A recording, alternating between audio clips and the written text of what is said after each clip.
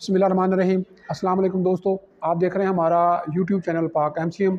आज हम आप लोगों को अपनी इस वीडियो के अंदर बताएंगे कि मोटरसाइकिल की किक अगर ख़राब हो जाती है, उसके ऊपर से पाँव स्लिप होता है जब आप लोग किक लगाते हैं, तो इस किक को ठीक किया जा सकता है। इसको तब्दील करने की ज़रूरत नहीं होती। आप इसको सिर्फ़ और सिर्फ 20 रुपए से अपनी मोटरसाइकिल की किक को ठीक कर सकते हैं। तो आप हमारी इस वीडियो को एंड तक देखिए, इसको लाइक भी कीजिएगा, शेयर भी कीजिएगा। हम आपको बताएंगे कि आप लोग मोटरसाइकिल की किक को 20 रुपए से कैसे ठीक कर सकते हैं और तब्दील करने की ज़रूरत नहीं है।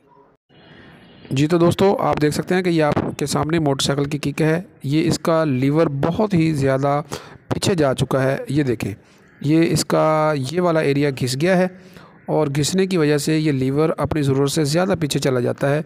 इसके टेढ़ा होने की वजह से जब हम लोग इसके ऊपर पाँव रखेंगे तो वो स्लिप होगा। हालांकि इसको इस जगह पे होना चाहिए, यहाँ पर ये आएगा तो ये सही काम करेगा। अब यहाँ पे आप देखते हैं तो ये यहाँ पे आप देख सकते हैं कि ये इसके ऊपर से पाँव स्लिप हो रहा है।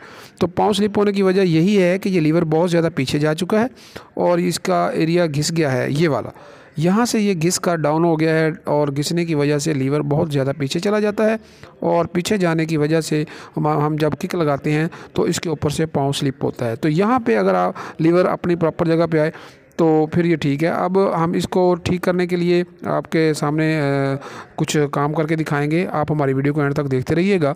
ये इसका किक का बोल्ट खोलें। किक को बोल्ट को खोलकर आप लोग किक को इंजन से अलहदा कर लें।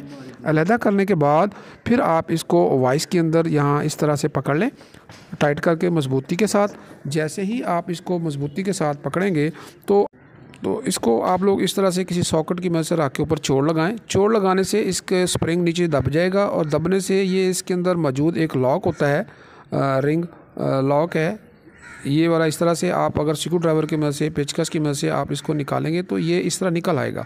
ये देखें, ये लॉक इसका निकल चुका है और इस लॉक के ऊपर एक वार्शल है, लॉक वार्शल है।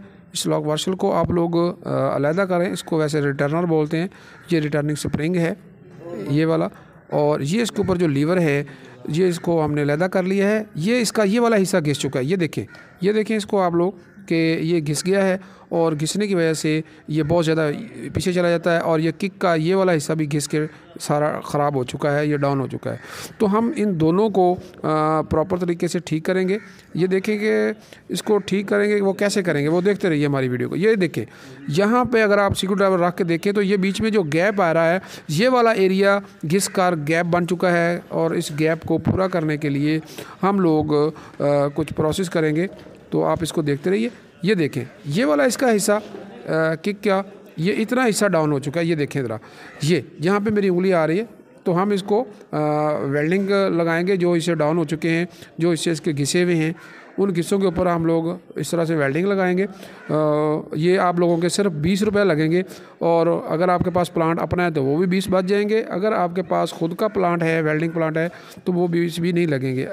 तो आप वेल्डिंग करें। वेल्डिंग करने के बाद आप इस किक के इस हिस्से को जहाँ से आपने वेल्डिंग करके फिलअप किया है, आप उसको बैलेंस करें, उसको फाइन कर लें रगड़ कर, ताकि उसकी सामने से जो टक्कर है, जो उसका फेस है, वो सही तरीके से बन सके। इस तरह से ये देखें ज़रा, ये जो उसके ऊपर उभार था वो ख़त्म हो गया है। उभार ख़त्म होकर वो बिल्कुल प्लेन हो चुका है। बिल्कुल एक वाज़ेह तौर पे उसका सामने जो है वो टक्कर बन चुकी है। अगर इसके ऊपर दोबारा लीवर आएगा तो ऊपर से स्लिप नहीं करेगा, वो लीवर को नीचे नहीं जाने देगा। ये देखें, ये देख रहे हैं जी आप लोग इसको। और इसका फिर जो लीवर है, इस एरिया को भी हमने वेल्डिंग किया था, वो भी ऊपर से खुरदरा है। हम उसको भी ग्राइंड करके ऊपर फाइन करेंगे, उसको भी सामने से रगड़ेंगे।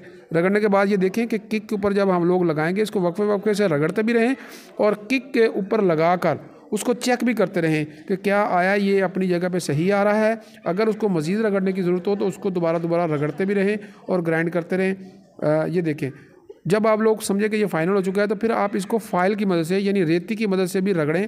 रगड़ कर उसके जो कॉर्नर थोड़े बहुत रह गए हैं उनको बराबर करके उसकी सामने से टक्कर सही बेहतर तरीके से बना लें, उसकी सामने फेस अच्छा बना लें, ताकि ये दोनों जब आपस में मिलकर काम करें तो इनके ऊपर से लीवर टेढ़ा ना हो, वो स्लिप ना करे।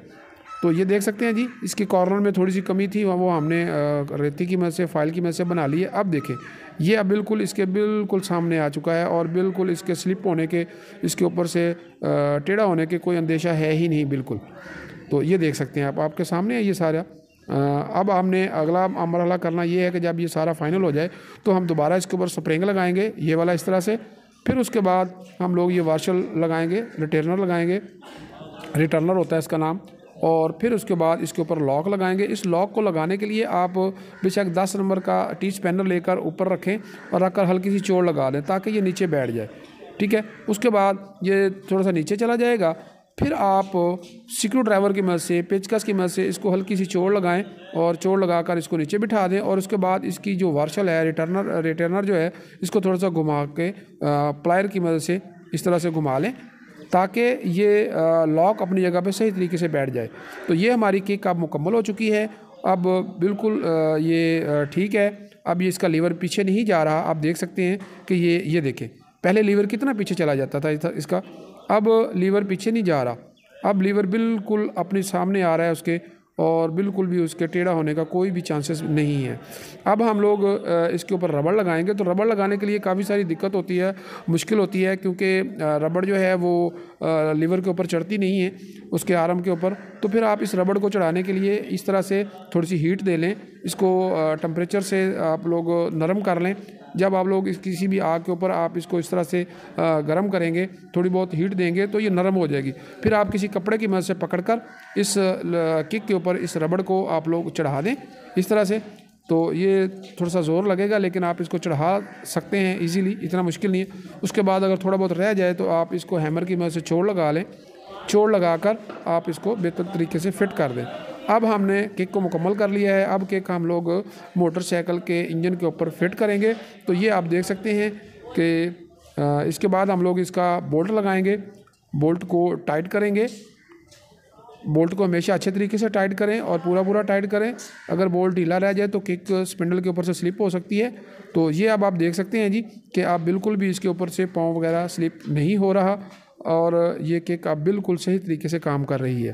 ویڈیو دیکھنے کا بہت شکریہ۔ اس طرح کی مزید انفارمیٹیو ویڈیو دیکھنے کے لیے ہمارے چینل کو لائک بھی کریں، سبسکرائب بھی کریں۔ بہت شکریہ۔ اوکے، اللہ حافظ۔